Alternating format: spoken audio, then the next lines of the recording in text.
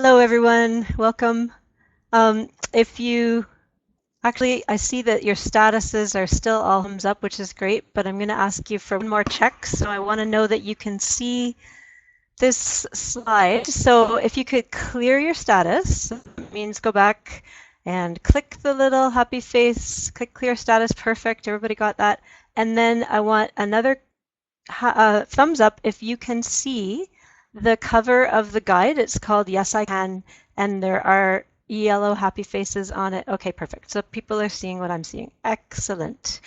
Yes, my name is Jennifer, and I'm the writer and researcher for this project, Yes, I Can, a mental health guide for adult literacy facilitators. This project was developed by Project Read Literacy Network, Waterloo Wellington, with funding from the Ontario Trillium Foundation. And this project came about because of facilitators and supervisors, that would include some of you, who expressed a need for information and strategies and tools on supporting learners with mental health issues in the classroom. Today we have with us myself and Jane, who you just heard talking, and also Bob for administrative support. So they're going to monitor my chat, our chat down at the bottom, and if someone says something and I don't see it, or they want to get my attention, you're going to see that they'll flag me and I will respond. But what we're going to try to do, because I have a lot of information to download onto you, I think we're going to just go with questions and responses in the chat or with the thumbs up and thumbs down. And then at the end of the presentation, we can give people microphones to ask questions that way. But I think once you get used to the chat, you'll find that that's a pretty good tool. So Jane did a great job of introducing me. Yes, I have 16 years of experience in adult education and also almost 10 years experience now, I can't believe it, in curriculum and program development. But what I am not actually a mental health practitioner. I'm an adult literacy facilitator like a lot of you. So this information in the resource is the result of several months of research, and as well, Jane and I took training on mental health through the Mental Health Commission of Canada, and I worked with the CMHA, the Canadian Mental Health Association, in collaboration to write this guide. So we have expert help there. As well, we had an advisory committee, which included maybe some of the people here today. It included literacy practitioners and supervisors from a few different agencies, and we tried to vary that so there were different types of agencies. So they gave a lot of excellent suggestions and feedback. In fact, a lot of people contributed to the creation of this project, so we're pretty excited about having it all done. So the project consists of a guide. It's an online resource that you'll use, and you should have, or you will soon, receive a link to the guide. Today's webinar is going to provide an overview of information included in the guide and instructions on how to use the guide. So here's our agenda. We're going to talk about, whoa, oops, hi. Something happened to my screen, but we're back at the agenda. I hope you can see that. We're talking about... It was just me. It was just me. I forgot to put the poll up before. So I just stuck it up there, sorry. We're still going to do the poll, so they can still do it, right?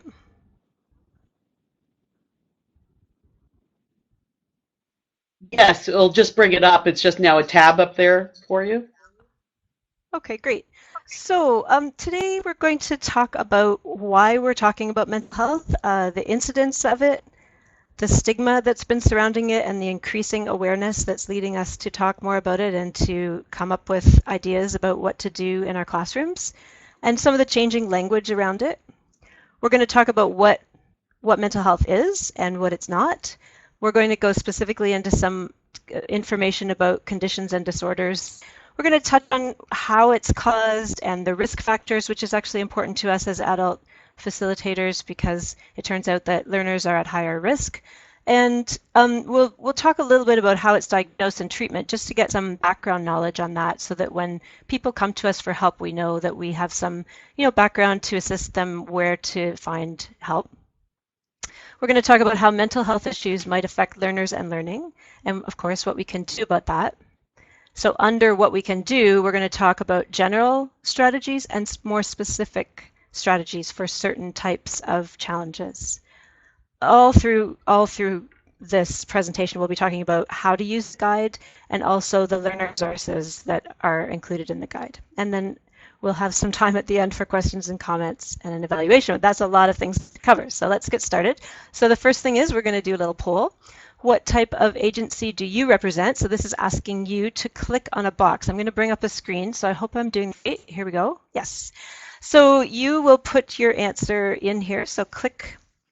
It should say what agency do you represent there, not where.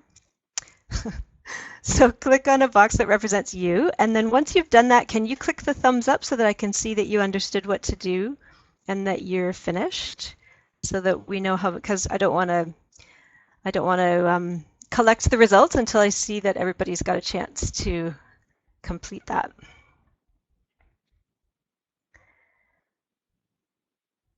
Okay, it looks like most people have had a chance to do a vote. There's a few that get in there.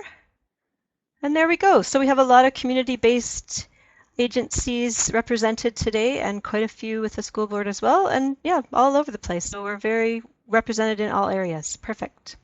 All right. One more thing before we get started. I wanted to talk about how mental health actually affects everyone, right? It affects all of us, whether it's maybe we know a friend or a family member, maybe ourselves, maybe we've experienced a mental health issue or one of our learners, and we know that these issues can be sensitive. But here in this little space, we're all learning, and so we want to feel comfortable not knowing something and asking questions and just like throwing something up in the chat and saying, what about this? Without feeling like awkward about it. So we're going to really have a safe space for learning today. It's safe not to know something. It's safe to ask a question. There's no question that's silly. And this is a non-judgmental space that we're sharing today. Okay. Why are we talking about mental health? So I've got two sentence starters up there, two statistics that I'm going to give you. 1 in 3 Canadians something, and 1 in 5 Canadians something. So if you're brave, you're feeling brave and confident, and you want to type something into the chat, finish these sentences. And yes, it's about mental health. It's not about who's cheering for the Blue Jays. 1 in 3 Canadians something, 1 in 5 Canadians something related to mental health. Does anybody have any guesses? It's okay to guess, even if you don't think you know, it's okay to. Yeah, great. People are typing. Excellent. Okay, so we've got 1 in 5 can have mental issues. Okay, good guess. We've got a number of, it just says people are typing, so I know that something's happening. Oh, 1 in 3, sorry, she changed her vote there. 1 in 3 with mental health issues. 1 in 3 Canadians have been touched by mental health concerns, Miranda says. Okay, 1 in 5 have had a mental health issue themselves. That's a good guess. 1 in 3 experience at some point in their lives. Yeah.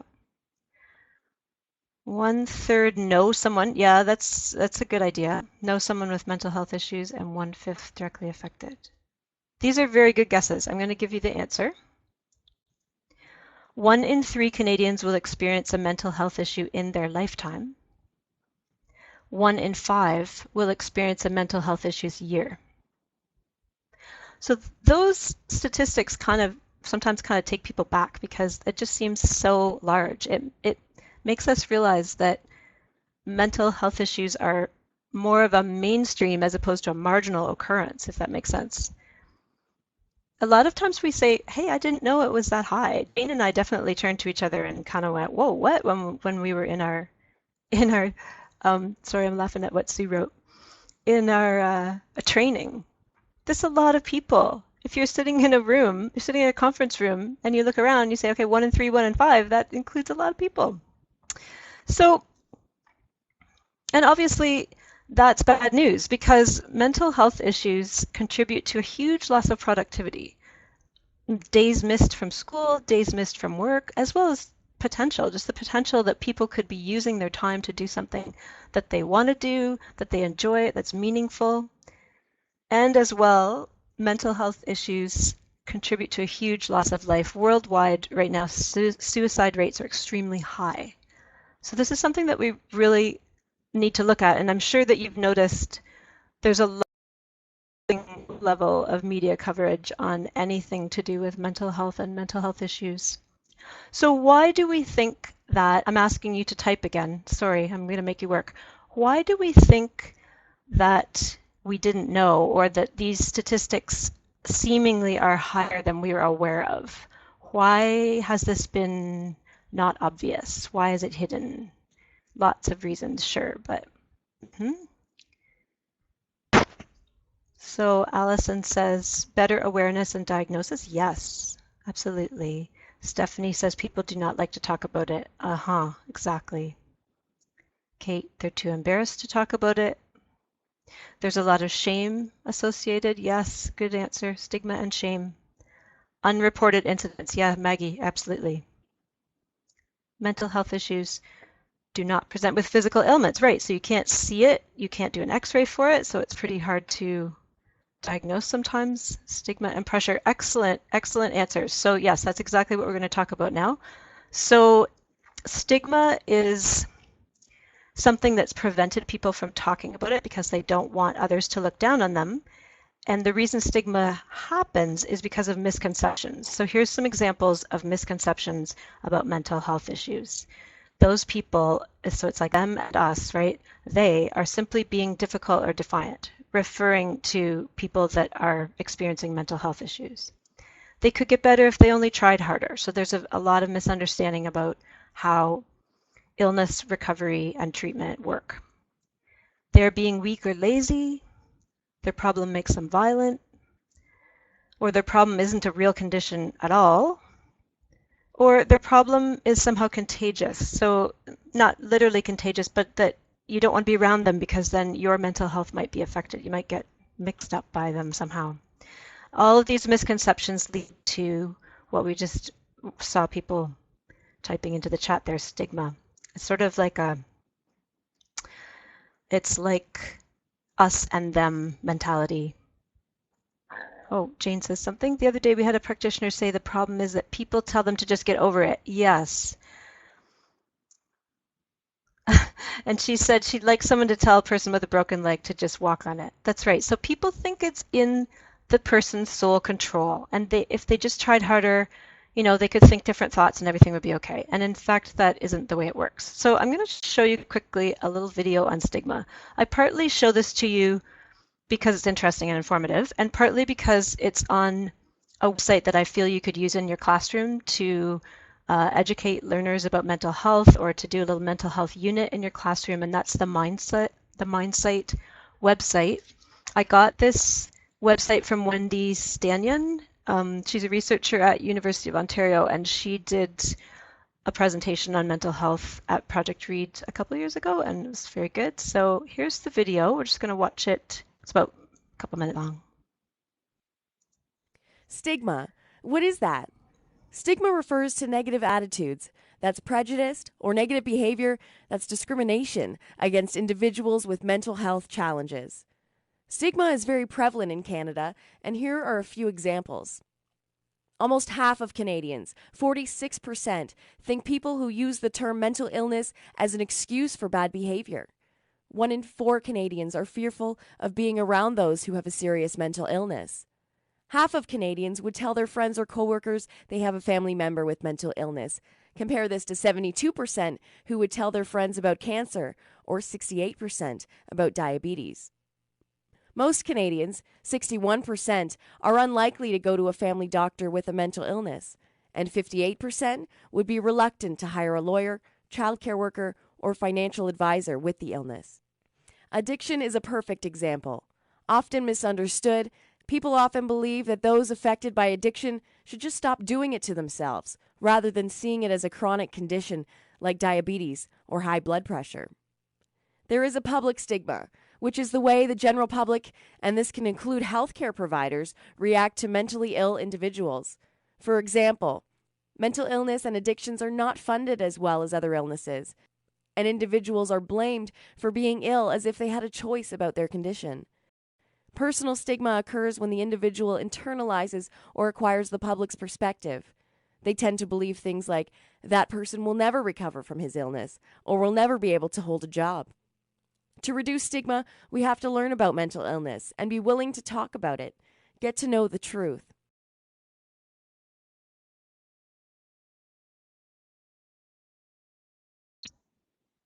Okay, so I'm seeing in the chat that some people were having some trouble seeing the video, or that their program reloaded when they went to see it. So I'm hoping that that won't happen again.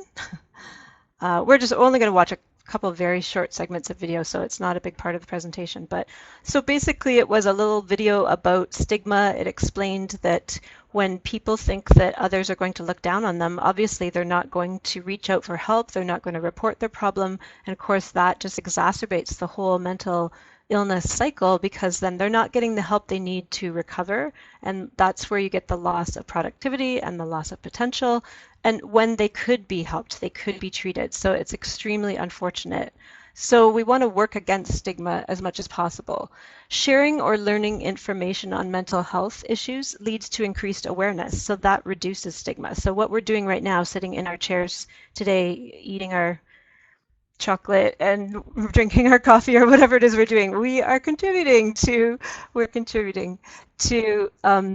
reducing stigma by learning more about mental health and by talking about it together. These concerns are especially, yes, chocolate. I still have a bit left over from Easter. These concerns are especially of interest to adult education facilitators, actually, because learners are at higher risk, and we're going to talk about why in a little while. Mental health issues can affect learning and or attendance. I guess that's an obvious thing to say, but it's a concern, and we are in position to support and help those people. So we want to try to help them maximize what they can achieve. So just quickly looking in the guide, right now the things we're talking about are in chapters 1 through 5. In those chapters, there's a lot of general information about mental health and general suggestions for how to help learners. It's recommended that you read through those chapters. You might only ever read them once, but then you have a background knowledge. Chapters 6 through 16 have much more specific information, and those are the ones you're probably going to pull and say, okay, I'm going to use chapter 6 because I know that somebody in my class is dealing with some of these challenges. The fact is, though, you don't have to know that they specifically have a disorder in order to use the information, because it's kind of based around learning challenges. So even though you get a bunch of information about a disorder, you're basically just looking at the challenges and going, well, are they doing these things? Are they having these problems? And therefore, I'm going to try the strategies, whether you know that they have that disorder or not, because a lot of times we don't have that information and we can't get it. And then in chapter 17, there are learner resources. So that means there's some links like the one I just showed you. It's a MindSight website. So there's some links and resources that you could use with learners in the classroom. And then there's also a list of mental health services in Ontario, and it's fairly extensive. I got it from the CMHA. So that's just a quick turn to it, and there you got it. And so if someone says, hey, I need it, I need to call someone, you have some resources at your fingertips. And then in chapter 18, there are handouts that you can use in the classroom, and we're going to go over how to use those and what they're all about. But before we go on, we're going to talk about the terminology that's used in the guide, which will be the same terminology I use today. So when I refer to classroom, I'm aware that some people aren't working in a classroom, they're working in a one-to-one tutoring situation, and the word classroom just has to all-encompassingly include any learning environment. The facilitator obviously is any instructor, teacher, leader, tutor. That's the facilitator. That's the name we decided to use in the guide. And obviously the learner is an adult learner in a learning education environment. Okay. When we hear the term mental health, a lot of times we think mental illness, but mental health is actually made up of the components of mental illness and mental wellness. So we're going to talk about that in a little bit. When I use the word condition and disorder, those things are similar, but a condition is just a less severe situation and a disorder is a more severe illness. And then I used the word issue to just encompass both of those because I needed a word to just talk about issues. I didn't make these up. These words are the preferred standard right now that we could find in our training and from the Canadian Mental Health Association. I have been asked why we don't call it a disability, but a mental health disorder is not a disability. it's literally something that is disrupted, and in that way it implies that it can be treated and recovery is possible. So a disability is a bit different from that. So disorder is the term that we use. Yeah, and I might throw these terms around and they're a little bit confusing, so I'm just going to explain them. Co-occurring and co-existing refers to the fact that a lot of people live with more than one health disorder at the same time. So if they are together at the same time, no matter which one caused the other, or even if they did, which a lot of times there's no indication of that, we call them co-occurring or coexisting. But a concurrent disorder means that someone has a mental health disorder and at the same time they're living with a substance-related disorder. So that has a special name of its own. Just want to mention that these are Canadian terms and that in the States they use completely different terms. So I know, again, that's going to be confusing when you go to read something else and it says something else. We're going to touch on treatment and recovery just in that it's good to have that knowledge of what's happening there. But I just wanted to mention that word recovery is not necessarily synonymous with the word cure. So in this case, recovery refers to regaining the level of functioning that you may have had before the mental health issue.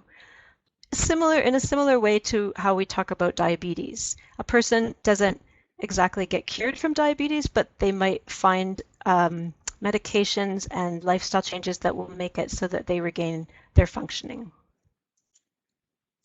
We're also going to use preferred language when possible, and we've tried to do this in the guide. So today I'm going to try to use the preferred language. If I slip up, I'm going to correct myself. And that is talked about in the guide about what to do when you slip up. You just openly correct yourself and say, oh, I'm going to change that word because that's not the word we use anymore. So the types of language that we are trying to change are eliminating words that put people down, replacing words that got a tied tongue. Replacing words that carry hurtful connotations. And a connotation in this case is usually a reference to something in the past when stigma was higher. I'm going to show examples so you'll understand. Placing the person first. In education, we're more familiar with that one, I think.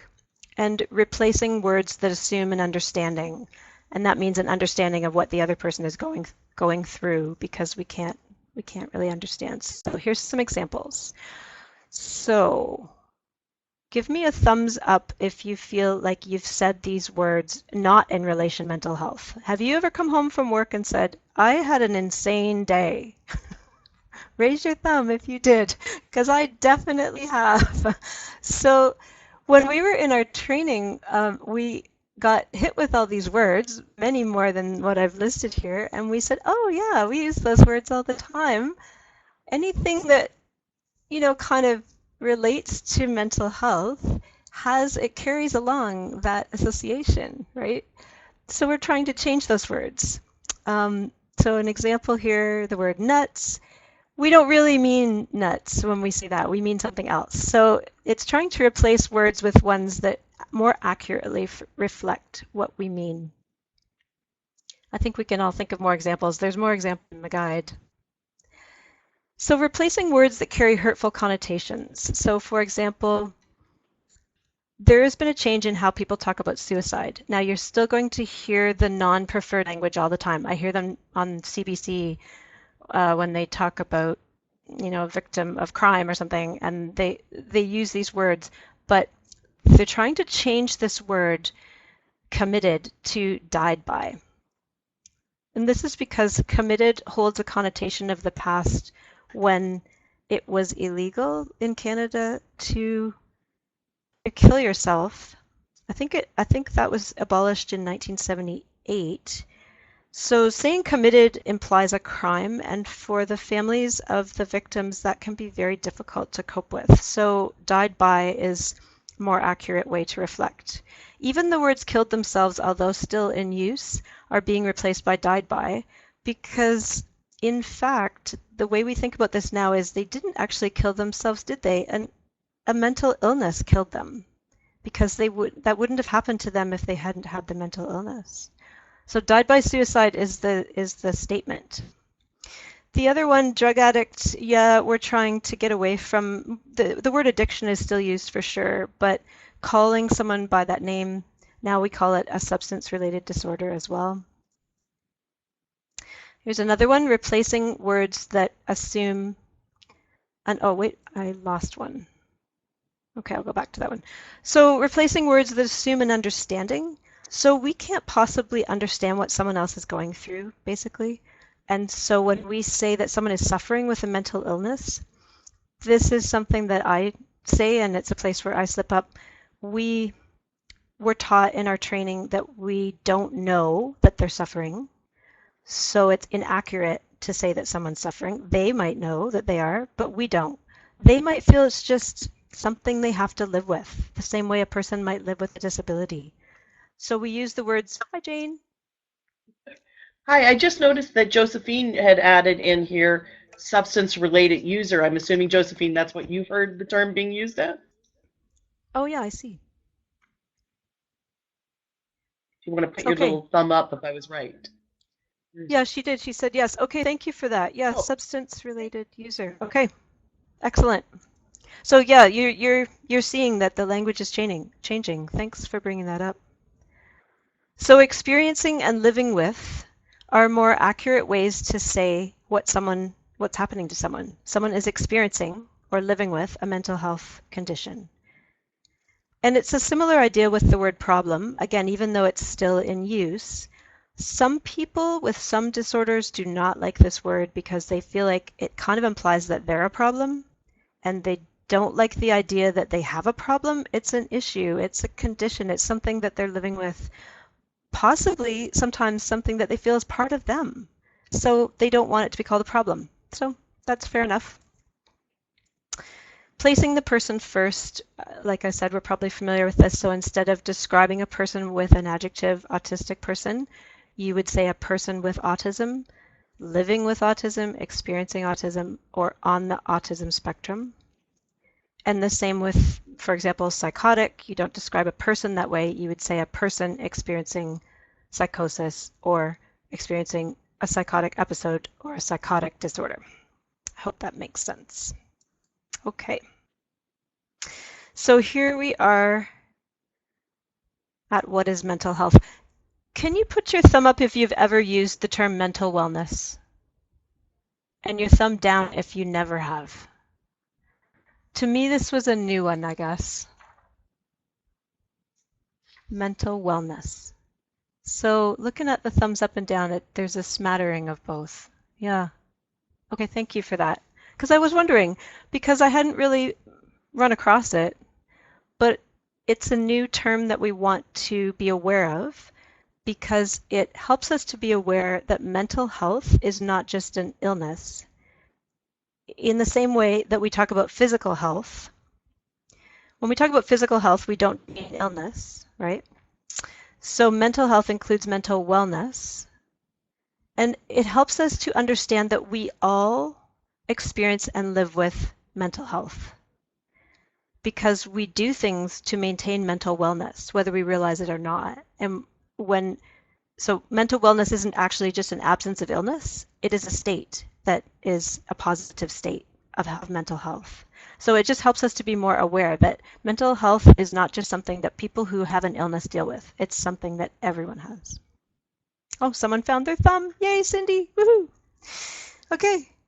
So what is mental illness?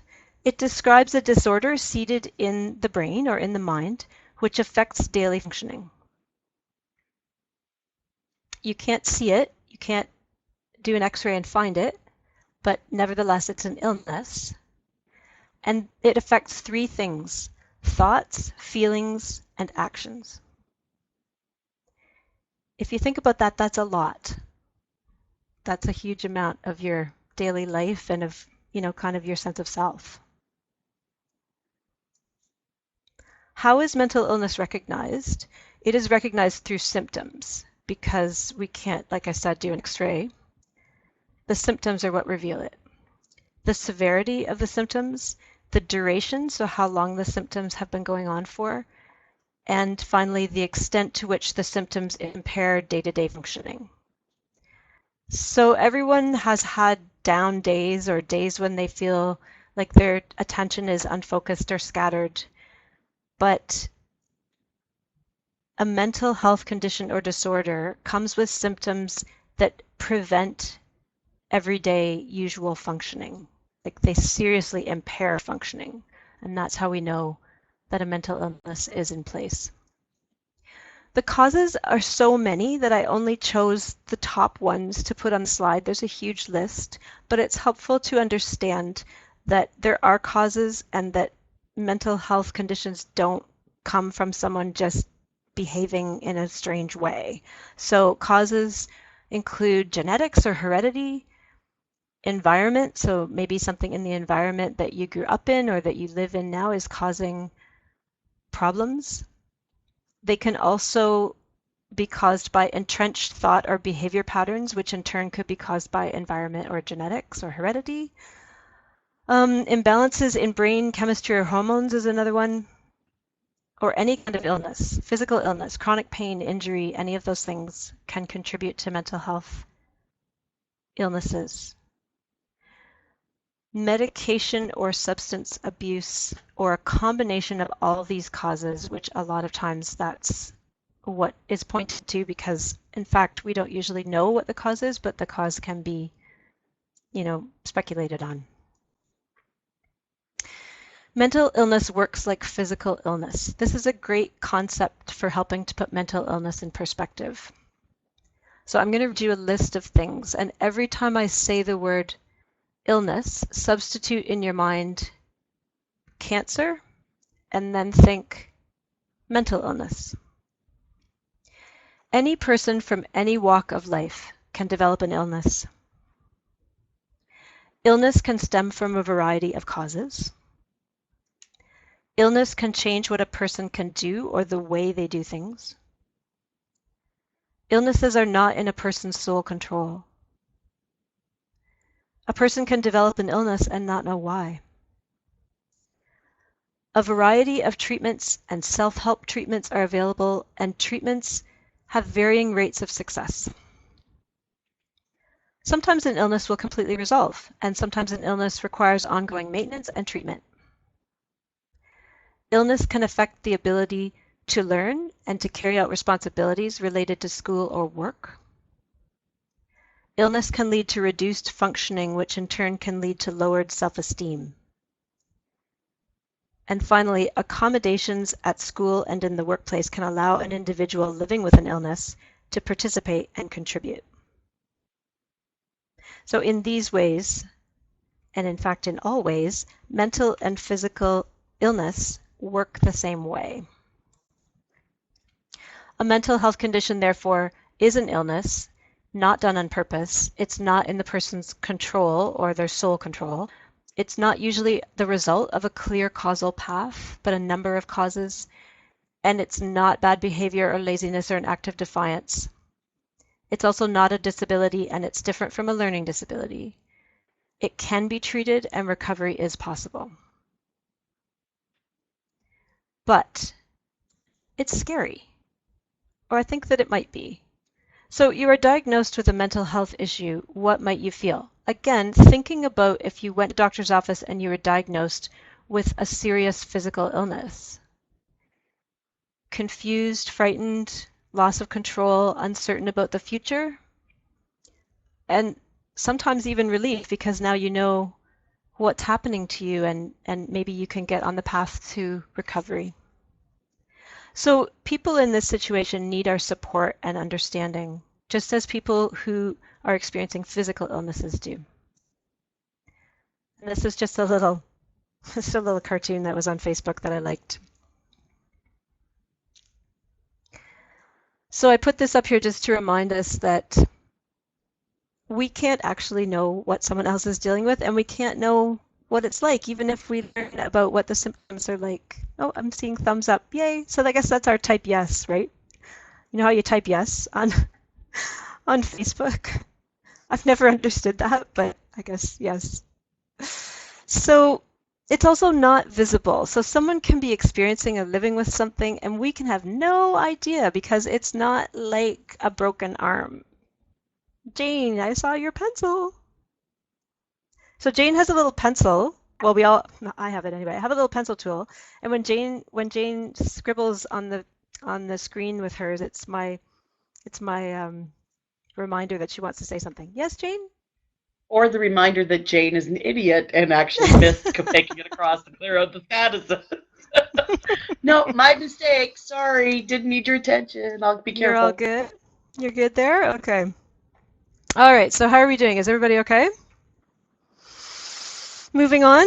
So, we're going to talk about risk factors. Risk factors are different from causes. A risk factor is a situation that might make it more likely that a mental illness will occur for a variety of reasons. So, for example, if a person already has a genetic predisposition and then they get into a situation that can stir up that problem or, just put pressure on it. It's, again, similar to if you had a predisposition towards a physical illness and something happened that, stirred it up or triggered it. So you will see there's 4 slides. There's a long list of risk factors, and you'll see that the situations in life that might lead a person to come to an adult education classroom are on this list. So right at the top of the top here, job loss, unemployment, poverty, and low literacy. Stephanie says, don't forget about grief or feeling guilty. Yes, exactly. So that's the first. I'm going to show you 4 slides. Here's the second one.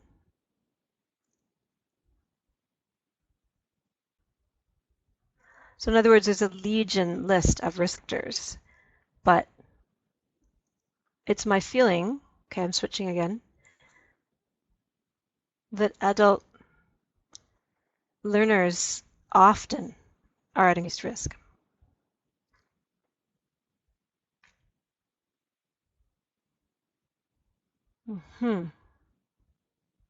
One more. If you have someone who has immigrated from a war-torn situation, then that is a huge risk factor.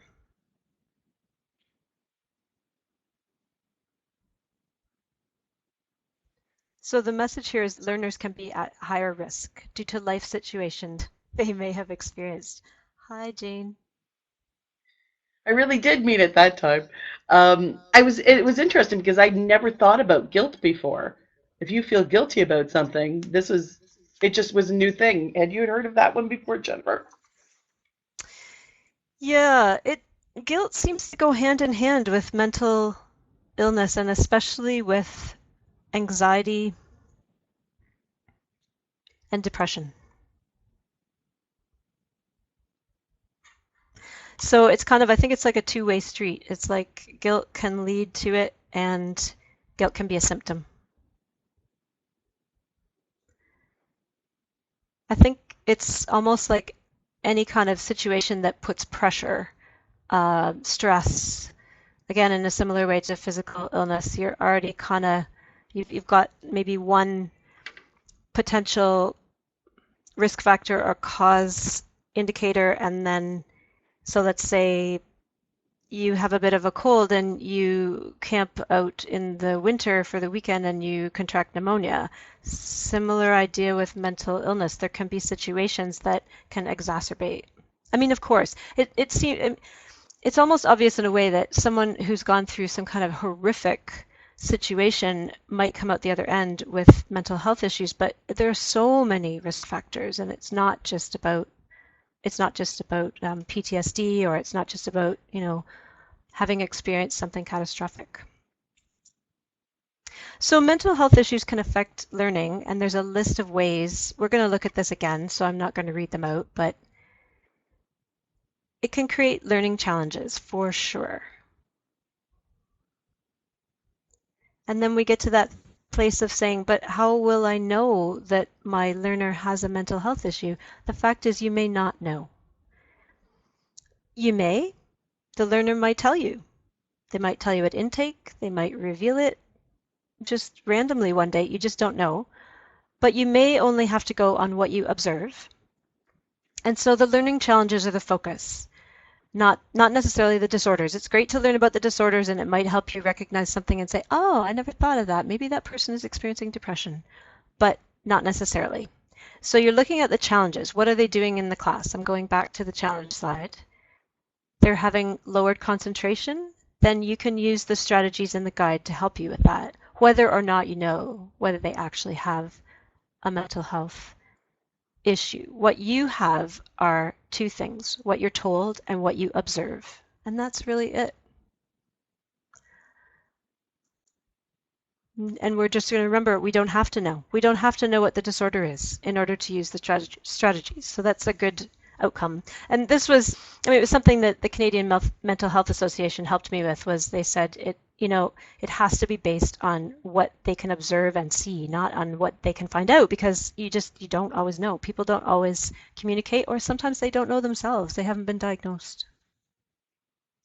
So what can you do? So there's a list of general suggestions, and they're broken out into a whole chapter of suggestions. I'm just going to touch on a few of them, but it's chapter 3, I believe, and then in each of the disorders chapters, there's a reminder about this. So there's a reminder that says, what can you do? Go back and look at those general suggestions, and they're listed just in a point form way, so that it's like, oh yes, because sometimes those might contain an answer for you that you really find helps, or you say, oh, that's what I needed. Other times it's going to be something of a more specific strategy. So these are the general suggestions. Obviously, getting to know the learner and being open to conversations on mental health. And there's some suggestions for how to do that. There's some suggestions for words to say. Listening without judgment. This is a big topic, and it's something that we all practice and learn on as we go along. Encourage the learner to get information. So if they are feeling that they're having symptoms that are disturbing, and giving information, because the guide is giving you services you can tell people about. You can give them phone numbers, hotline numbers. Supporting the learner in the classroom is kind of like what the whole guide is about, but there's some general suggestions for that. And seeking help for critical issues or crises. There is ample information there to help you navigate that. That was part of our training. We learned a system for assessment and kind of figuring out, okay, how serious is this and what do I need to do, on a scale of just needs to talk to I've got to call 911. So that was really helpful, and it's in the guide. You also are, the training is available. Obviously you have to pay for it, but it's through the Mental Health Commission of Canada, and it's called Mental Health First Aid. It was excellent. I would recommend it to anyone. Not everyone in there had anything to do with education. There were people there for work. There were people there because of family members. So it was very varied group. And finally, practice self-care. So we are in a situation where we're going to be we already deal with, obviously, a lot of learner needs, and we need to look after ourselves in order to be able to serve those needs. What you cannot do, we'll skip to that briefly, and then we'll go back to what you can do. So remembering that you cannot specifically understand what that person's going through. You can just listen and you can empathize, but you can't say, I understand, I had that before myself. I mean, unless you did. You can't solve another person's problems. You can't diagnose, because you don't want to steer someone in a direction that's going to lead them down a path that's maybe not accurate. So it's important not to say to someone, hey, it seems like you might be experiencing depression. No, we can't do that. Hi, Jane. Hi, Cindy just wrote about Oh. the Mental Health First Aid and where this resource can be found. Oh yeah, so Mental Health Commission of Canada, these guys all have the same letters, but like mixed up in their own little acronyms, right? So Mental Health Commission of Canada, and in the guide you will find a chapter on this. I think it's chapter 4. So you'd look them up, and they have mental health first aid sessions in various major centers, like there's Kitchener, London, Toronto. Yeah, and it was what was it? 2-day training. It was excellent. We learned so much. Okay, back to what we cannot do. We cannot make a person seek help or follow a treatment plan, right? There's also some things to avoid. So again, avoiding labels, that's that thing I just said about don't diagnose someone. If they tell you they have a condition, that's fine, but you tell them, because especially because, I mean, it seems obvious, but as well, on top of the obvious reasons, a lot of times mental health conditions come in packages. So there's more than one thing happening. And so if someone's quite convinced they have one thing, something else that's really important might be missed. So it's very important to leave this up to the mental health professionals. Offering advice. So advice isn't really a helpful thing. An example is to say, well, my aunt had that and she tried this and it worked, something like that. It's going to be so individual, because mental illness is, yeah, so someone just typed up, even if you did experience the same thing as the learner, it's like snowflakes. No two people are going to respond to the same thing. Oh, I'm sorry, Raymond. Raymond says I'm cutting in and out. I'm not really sure that I can do anything about that. I'll ensure my connection is solid. Jane cut in and out a little bit too, I noticed, so I don't know if it's just us. Okay, another thing to avoid: arguments. So sometimes someone will tell you something that they're totally convinced of and you want to argue with them. Like they might say, I am worthless. And you want to say, no, no, you're not, you're not. But in fact, what we were taught is that's usually not all that helpful, because basically what you're saying is what you feel is not right. But of course, what they feel isn't right or wrong. So what we were encouraged to do was to listen. Listen and say, wow, that must be hard to live with, that feeling, rather than arguing. Again, also treatment suggestions, promises about effectiveness of treatments. I think we've covered that. We don't do that. We might say treatments are available and you need to find out, or you could find out. It'd be great if you found out. Let's go on. Try turning off any other web services you have running. Okay.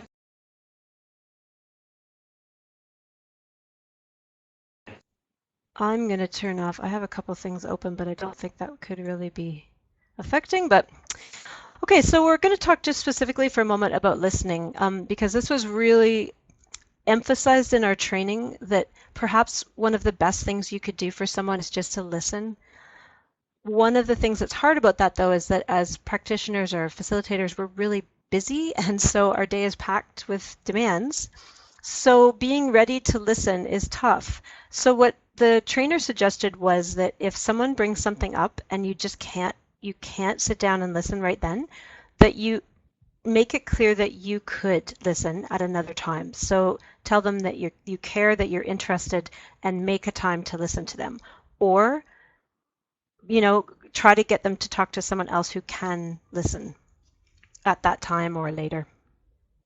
Listening without judgment, again, like I said, it's something we work on. It's not something we do perfectly every time, but there's a lot of suggestions for it in the guide, and it's just putting aside I make it sound so easy. It's just putting aside our biases and things we've thought our whole lives. Yeah, it's trying to put aside, as I said, biases and our history of thought about certain things, and just listen and be aware that we can't really understand another person's path and what's happened to them. So many things might have happened to them that we could never imagine or experience. So just letting them tell you, and then validating their feelings, so making sure that you don't tell them that they're wrong to feel that way, and then showing empathy and confidence. So that would be, I'm going to show some sample phrases here. So just encouraging them to tell me more, and then it can be validating for you to answer them back saying, here's what I'm hearing. It sounds like you're feeling, those kinds of statements. And then this is a very useful one, I find. That must be hard to deal with. It doesn't say you're right or wrong. It just says that sounds hard.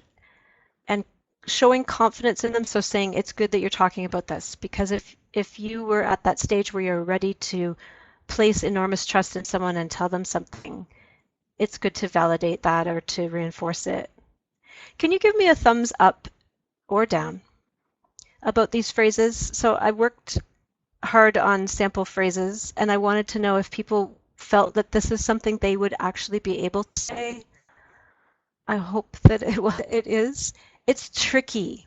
And so what I recommend, oh great, I've got thumbs up. What I recommend is that you have some phrases that you almost memorize and you keep them in your back pocket. And so that when the situation comes up, you're not stumbling. You know how you fumble around for words and go, oh, I didn't say that right. So that must be hard to deal with is one of my back pocket phrases. And I just always have it available. Even when I'm working with younger students, it's a really good one.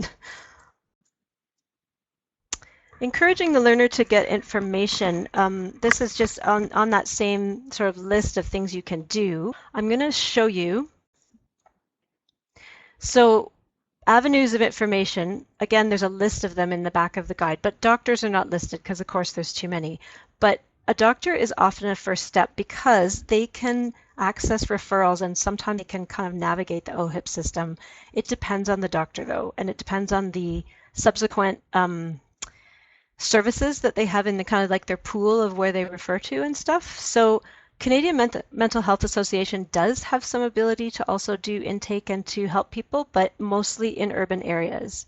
However, there are Canadian Mental Health Association services in rural areas. It's just that they might not have intake. But if you phone them or if the learner phones them, they might have some ideas about where there are services in your area.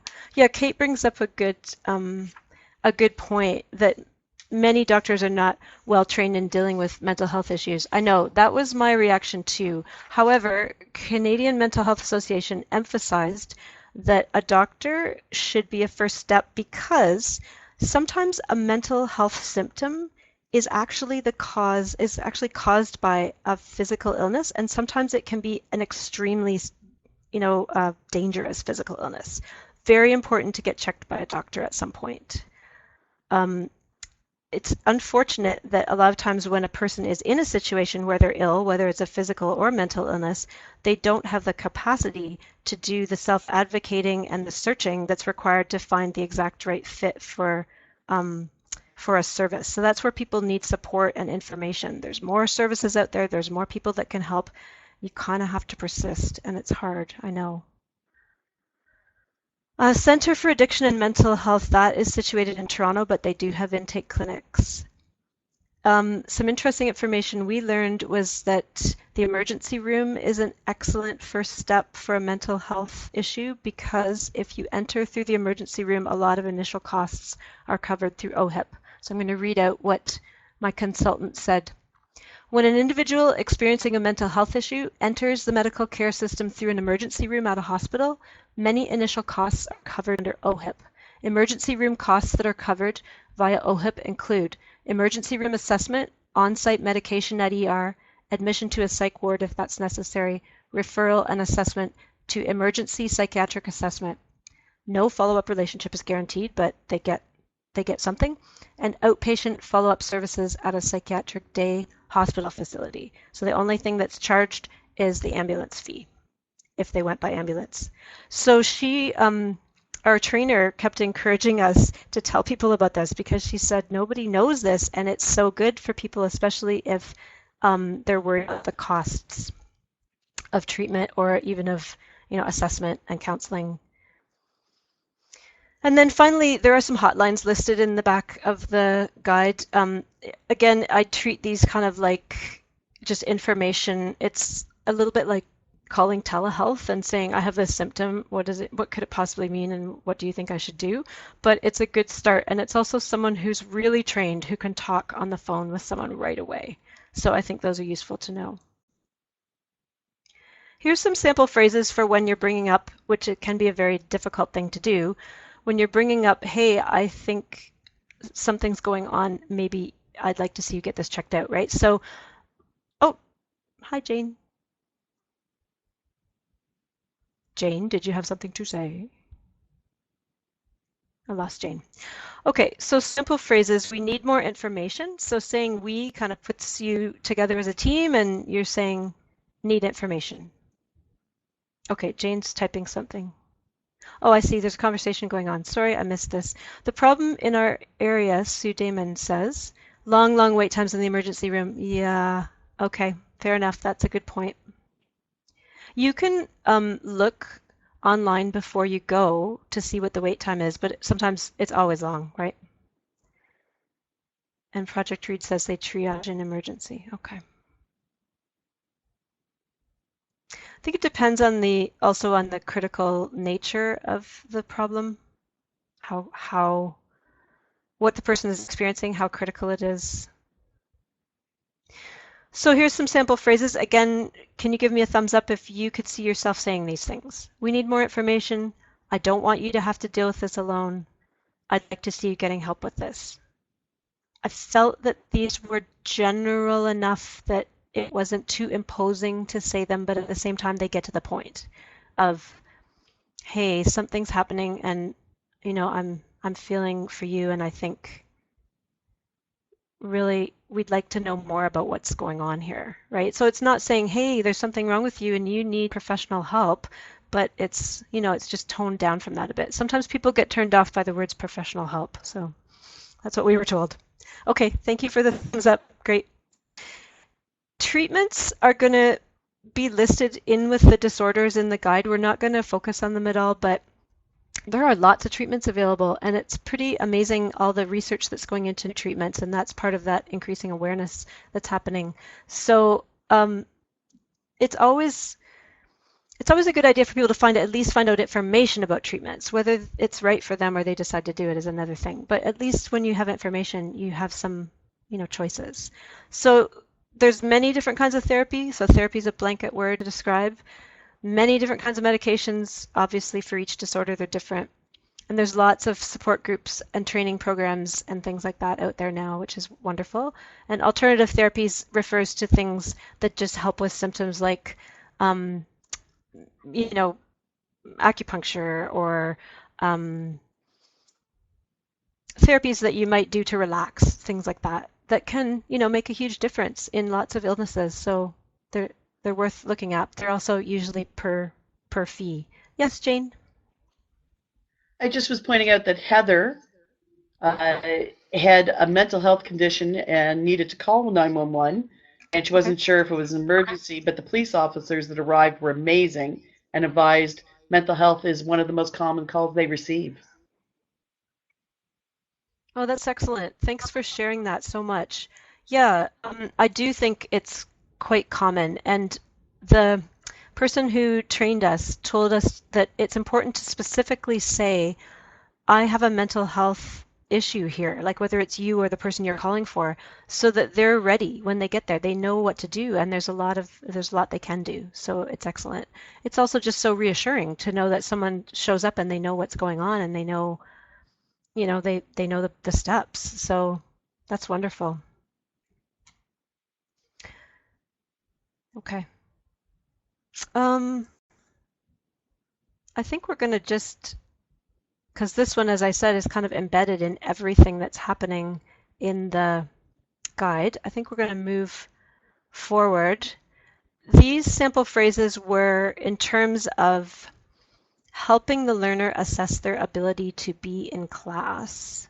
Oh, here, I missed that slide. There it is. So that's just one of the many general suggestions.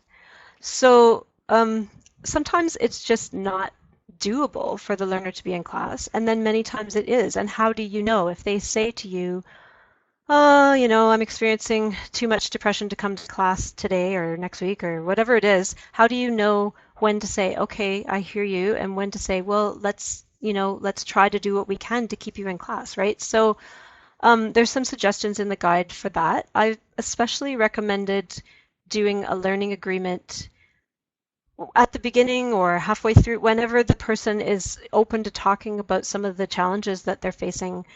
You could do an agreement that says, here's when to encourage me to keep on trying, and here's when, when I get to this point, I know that I'm done and it's time to start again tomorrow. So some of the sample phrases are here just to talk about, just talk openly about, is this going to be doable? And so yeah, at intake, if they mention mental health, you can ask them what their symptoms are and how able they are to get up and get going. Okay, I'm just reading what's going on in the chat.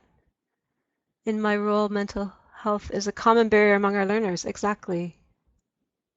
And it's okay to say, I think we should try again tomorrow, especially if things are happening that are disrupting the rest of the class too much, and it's just something that you have to be open about. Another great suggestion we had from the trainers was to raise awareness of mental health in the classroom, because that helps people to be more tolerant of, things that are going on in the classroom, and because it helps to reduce that stigma that we talked about. So giving information, speaking openly about mental health. You might consider engaging a speaker or offering a unit on mental health, and there are resources in the guide to help with that. There's actually units that are already created, so you don't have to create something really. For example, the MindSight one has quizzes and it has videos and all kinds of resources.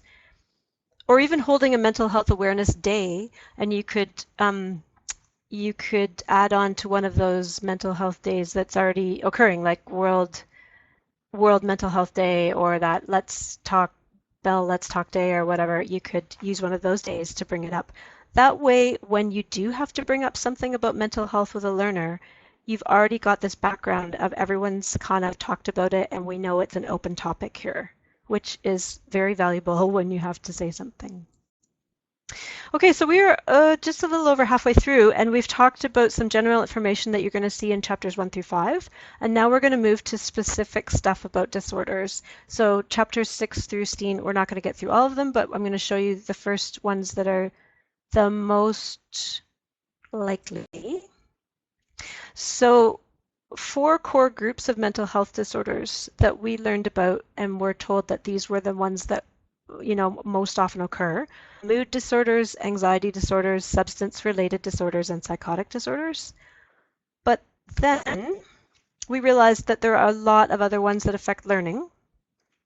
And as we were developing the guide, we realized that attention deficit hyperactivity disorder, autism spectrum disorder have been added to the list of mental health disorders. So they used to be classified differently, and they still are. They have more than one classification, but now they've been added. So they could really go on the first slide with the other 4. So we'll probably talk about those first 6. We hope to get through talking about those today. But again, we're receiving and talking about and learning from each other information right now about disorders, but we don't have to know what the learner's disorder is in order to use the strategies. So we use this information in the same way we use cultural competency, that we have some background knowledge and we're open to talking about it. It's awareness for us. It's not something that you need to share with the learners. That this part of the guide is not necessarily something that you want to share. It's for your background knowledge. So we're going to watch another quick video. I hope people can see it. Do type in if you can't see it and I'll stop it. It's about depression, which is it's part of our first grouping of disorders. And this is again on MindSight. She's going to talk for almost 5 minutes, and she's talking about her own experience with depression, and you will find that she uses non-preferred language, but that's okay. She can use whatever language she wants. So here we go. My name is Danny Stover, and right now I'm a radio host in Peterborough for The Wolf. I used to work for The Edge as well, so basically my job now is I'm an afternoon radio host. The way my depression, I've learned, works is that I'm fine, and then all of a sudden I'll dip, and it's just, I can't pull myself out. The discouraging part about it is finding the right medication. So it started out with my dad. He was, we always thought he was a workaholic and just wasn't around very often. And then one night he didn't come home. And it turned out, though, that he had gone and taken a bunch of pills and attempted suicide. So I had to visit my dad in like the psych ward, and I had a lot of anger involved with what he did. And then afterwards, of course, my dad, focus was on him. He was sick, he needed help, and he obviously suffered from depression. They said it was unipolar recurrent depression. So after that, I started feeling very strange. It felt like my world had been tipped upside down. Now, I guess 5 years later, my dad's fine. He's never been better. He loves his job. He loves his motorcycles. He has hobbies. Has a new lease on life. He says he's never felt better in his life. That kind of situation that sprouted it, although I do suffer from depression, I think that's what made me realize, okay, this is an issue and this is something I can fix and change and make my life better. And my dad's kind of been a role model for that. I started seeing a doctor and they thought I had post-traumatic depression. I started taking medication for that for about a year, wasn't feeling much different. So it's important to kind of stick with it. I've been frustrated sometimes. I felt like just throwing my medication out the window, like it's causing me to be even worse. You just really have to be patient. You have to stick to it. You have to know there's a solution and know that you can feel better. You just have to really be open to it. Although because I was 21 and I was in university, do you drink? Do you do drugs or that stuff? And of course, like I drank. I went out with my friends and maybe like recreational smoke pot or whatever. And of course, that's what everyone seemed to focus on was, well, maybe you have not so much a drinking problem, but cut the alcohol out, you'll feel better. And it's like, okay, well, I'm a young girl, like I'm not gonna change my lifestyle necessarily, like there has to be another answer. And I just felt like so many doctors were focusing on that. So it was really hard to find someone who looked a little deeper. A big barrier for me, relationships. It's always kind of, I get into a relationship, I start, hanging out with a guy or something, and even with my friends too, but more so with a boyfriend, telling them about it and telling them, yes, I do suffer from mental illness. It's more common than you think. A lot of guys will say, oh, just snap out of it or get over it. Why are you so emotional? Why are you so moody? And like a part of that is who I am. I am an emotional person and I am very, I cry at sad commercials and, like I'm not a robot, but I am an emotional person. It's very hard to kind of explain what I'm going through as opposed to maybe what another girl my age is going through who doesn't suffer from mental illness. So that's been a struggle. Work has been a struggle. I started working in kind of an important job right out of school. There's a lot of pressure on me. I felt like I made it work. I've experienced some success and some great things through my job, although I really had to keep my mood in check, which was hard. My bosses have seen me cry. It's hard to kind of explain that to an employer as well. Like I do suffer from this and I'm open with it.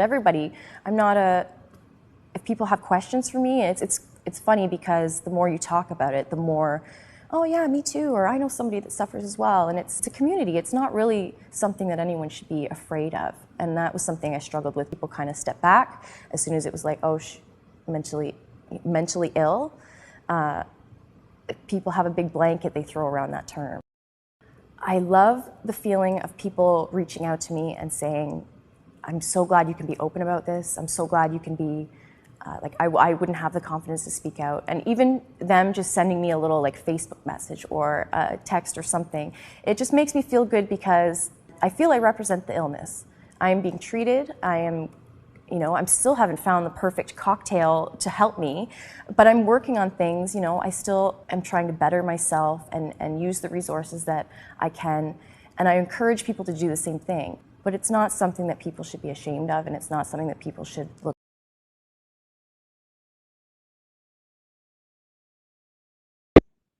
Okay, so very interesting, right?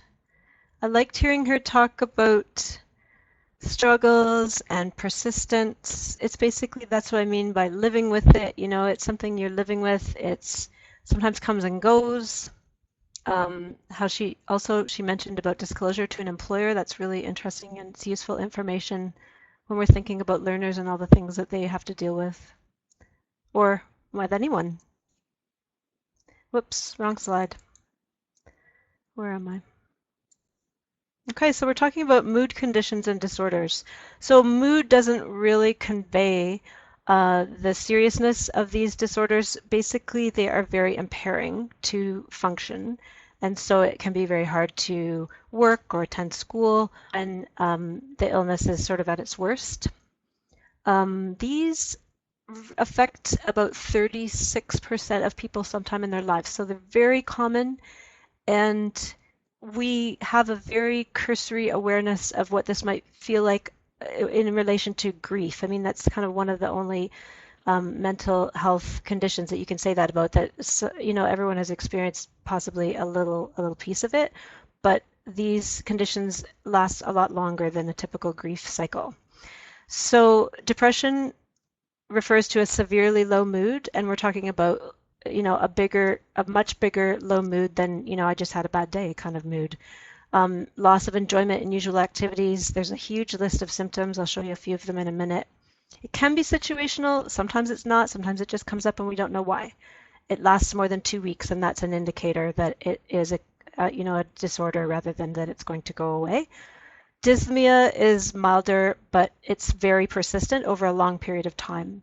And bipolar is very similar, but it can be punctuated by extreme highs. Often bipolar is first diagnosed as depression, and then it becomes clear later when someone has a manic episode that, oh, they have bipolar. And unfortunately, they're treated with very different medications. So you heard that young woman talking about how it's very hard to find the right medication, and I heard a lot about that in my research. So some of the symptoms, there's a long, long list, but the big ones are sadness, worthlessness, guilt, I should have put in there, fatigue, a big one, and anxiety.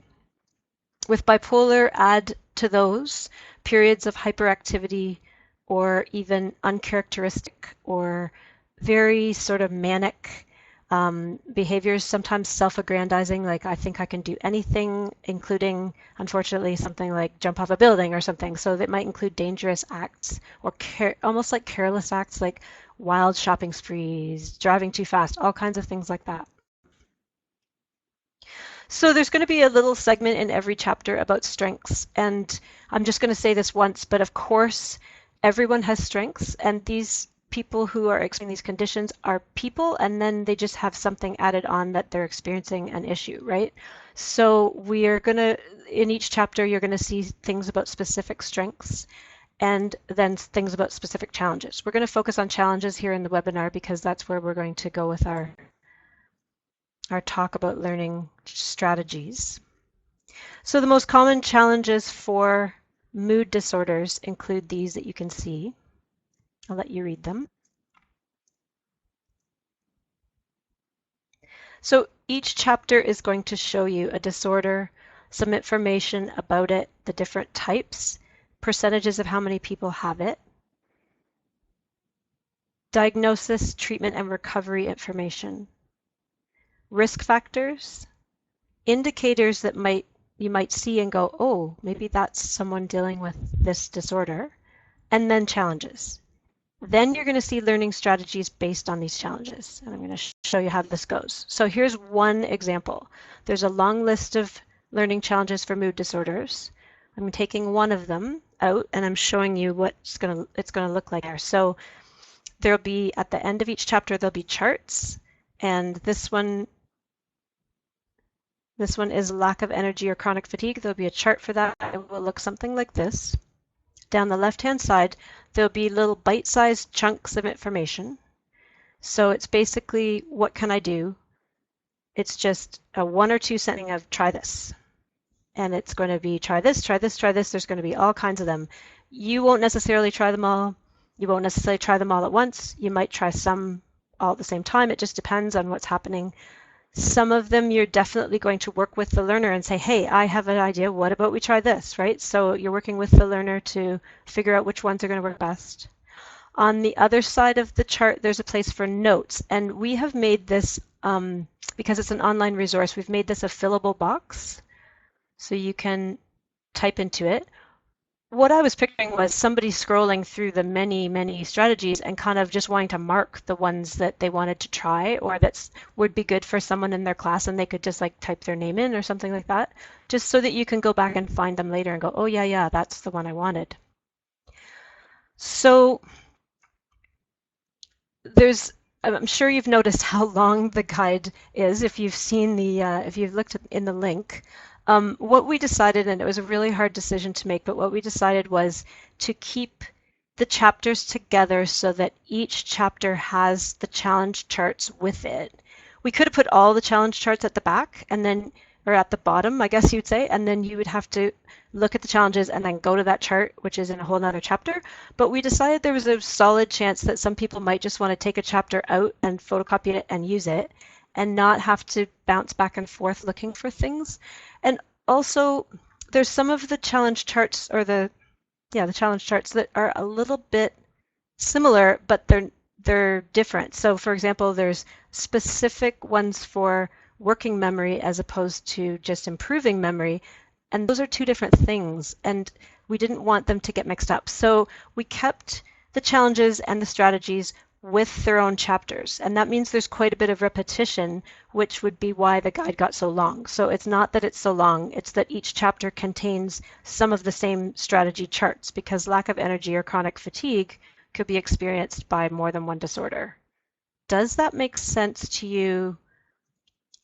And so put up a thumb if you think that I just explained that well. And if you have a question about it, type it into the chat, because I want you to be able to find the things you're looking for. Okay, I've got thumbs going up. I pictured myself reading the first 5 chapters. So if I was in the class, I'd read those chapters. I'd go, okay, got it. General information. Now, you know what? I know that I want this, and this is the part that I'm looking for. Because I have somebody dealing with this, or because somebody's showing signs of this, I'm going to print this chapter out, I'm going to put it on a clipboard, and I'm going to start using these strategies. So that's how I would use it. So I was thinking about it that way. So you'll notice on the bottom strategy here, it says handout number 4. So there are a series of handouts in the guide. There's 16 of them, and they've been created to go with specific strategies. So I'm going to show you a list of all the ones that are available. There's 16 of them, so the list is on 3 different slides. So these were created partly on the suggestion of the CMHA, because they really wanted the resource to be also something that had something in it that learners could use, right, hands-on for them. Because self-managing their own learning strategies is going to be another way that they can empower themselves and that they can learn skills that will transfer other places, right, to the workplace or whatever. So it's about figuring out what works for you, advocating for what you need. These handouts are going to help with that. As well, they're designed to give you some talking points. So if there's something happening and you'd really like to help someone, the beginning of the handout kind of has a couple of little sentences that you can use to sort of lead in. So, oh, hi, Jane.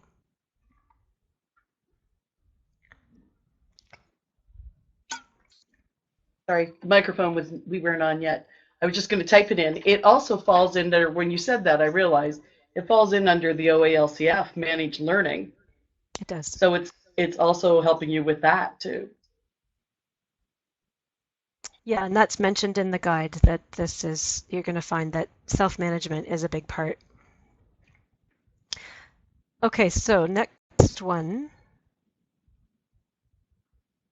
So for example, let's take number 10. Let's say someone's pretty down on themselves and they are calling themselves out for a lot of things and saying like, I can never do it. Every time I do this, I screw it up, and so on. You could suggest the handout and the strategies on the handout for using positive self-talk. And if that seems like kind of a sensitive thing to talk about, the handout sort of helps you. Like it gives you kind of an in, and you know, right at the top it says, here's what it is, here's what we use it for. It's not weird, it's just normal stuff, and this is how to, you know, how to start figuring out how to use that. And one more list. So you're going to see these come up in the strategies, and you're going to say, oh, there's a handout for that. And then you can go look at it and see if it might be useful to you. And I encourage you to use them in any way you wish. So you can change them if you want. The only thing I would suggest not adding to them is I would not add specific disorders to them. So I wouldn't put, this handout will help people with anxiety disorder or something like that. And we were encouraged not to do that because, in fact, as we've talked about, a lot of times we don't know what someone's dealing with, and they may not know what they're dealing with, but we know that they need help with time management, for example. So that's an obvious one. So they're not married to the specific disorders, they're married to the specific strategies that go with the learning challenges. However, even though I just said you can do whatever you want with them, here's some ideas for what to do with them. So I've put a list in there that's kind of like a 2-page little poster, and you could post this in your classroom, and then, you know, then it seems like you're not just targeting certain people, anyone can use the handouts. You could provide them where they can access them and just have them all marked and say, hey, you know, you want something about test taking anxiety over there, handout number 7, go for it.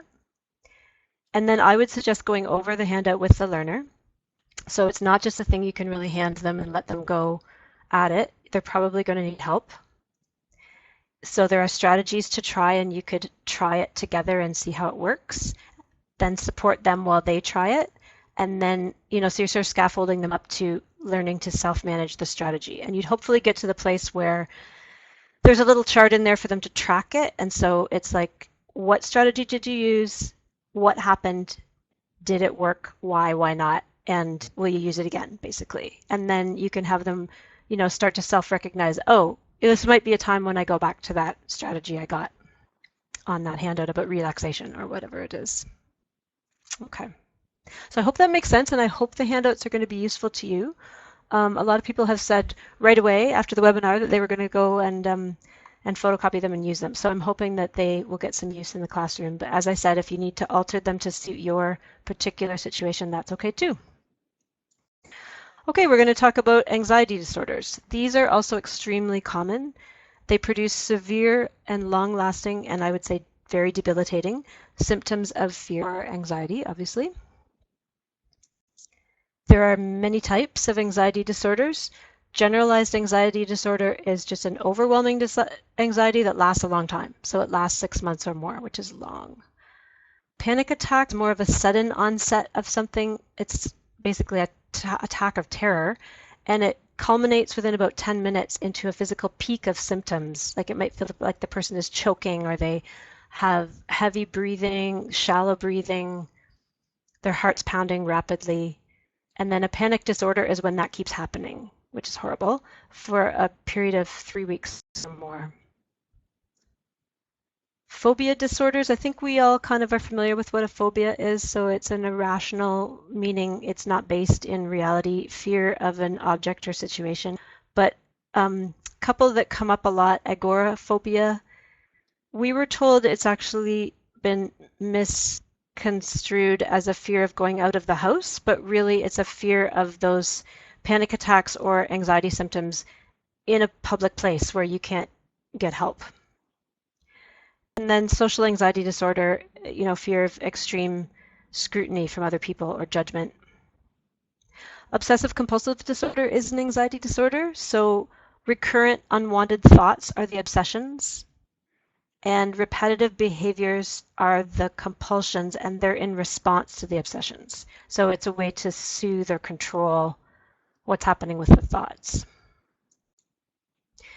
Acute anxiety disorder is similar to PTSD in that it arises from a traumatic event, but it usually resolves within a month, whereas a post-traumatic stress disorder is more severe, and although it comes from a traumatic event, it's longer lasting, and it includes flashbacks to the event. So it literally feels like the person feels like they're living through that event over and over, which is extremely hard on them. So I just wanted to mention that anxiety disorders typically co-occur with other disorders, especially depression, and they also can be concurrent. That means they will be co-occurring with substance-related disorders. So if you think about it, somebody might start using a substance, a drug or alcohol, to alleviate anxiety symptoms. It might seem like it helps at first, so they might become quite dependent on the substance. And then usually the substance starts being part of the anxiety sort of cycle. So it becomes anxiety provoking itself, which is extremely hard to live with. As well, suicide is a big one here. So especially with PTSD, carries a higher risk of suicide than a lot of the other disorders we're going to talk about. Although they all carry a risk of suicide, unfortunately. Here's some symptoms. A lot of them would be very, we would guess them. We would say, oh yeah, I understand that, I understand that. But when you get down to sensitivity to environmental factors, so I just wanted to point this one out. There's a lot of suggestions in the guide for making your classroom as friendly and as comfortable as possible in terms of temperature and lighting and sounds and all that stuff. And I just wanted to put a disclaimer on it that I know that you don't always have a lot of control over what your classroom's like. So it's basically, when you read those things, just remember that I meant them in a way like, do what you can, right? Do what you can with what you have. So sensitivity to environmental factors can set off anxiety, right? When something happens and it's sort of invading your space, like a smell even or a sound, it can lend to a feeling of being out of control. So this is a big one for anxiety disorders. But again, like I said, I know we only have certain amount of control, but doing what we can, so in the way of, making it as comfortable as possible. There's lots of suggestions for that in the guide. So a really easy one here, anxiety disorders, learning challenges, anxiety, because it's very hard to work when you feel that horrible anxiety feeling that's very difficult to work around. So here's a couple of suggestions. Sometimes people need visual reminders, so that's the first one is about that. So it's just something that they look at and they go, oh yeah, this is what I'm supposed to be doing right now. It could be a set of cue cards, it could be a schedule or whatever it is. Just it's like a tag thing to go back to again and again. And there's a handout about how to create it. There's also a handout about relaxation techniques. And anybody could benefit from that kind of thing. There's going to be particular people that they're really great for. Again, not every strategy is going to work for every person, but you try them, you encourage the learner to try them, or you ask them if they think it might work, and let's give it a go. And then if it doesn't, you move on to another one. Again, you're going to see these as long lists. I'm just showing you a tiny little bite out of a long list. So each challenge will have a long list of ideas. I based that off of a book called The PRIM. It's the Pre-Intervention Manual. What's the R stand for? I can't remember.